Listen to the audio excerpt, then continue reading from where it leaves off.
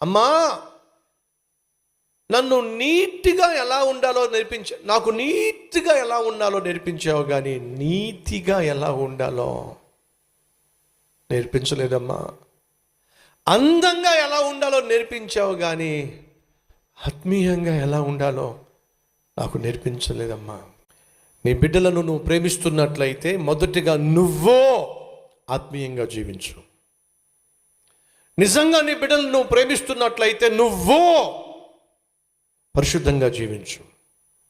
నిజంగా నీ బిడ్డలను నువ్వు ప్రేమిస్తున్నట్లయితే నువ్వో ప్రార్థనాపరుడుగా జీవించు. నీ ప్రేమ, నీ ప్రార్థన, నీ పరిశుద్ధత నీ బిడ్డలు తెలుసుకుంటారు, నీ బిడ్డలు నేర్చుకుంటారు. ఈరోజు మన బిడ్డలకు కావాల్సింది అందము కంటే ఆత్మీయత చాలా ప్రాముఖ్యం.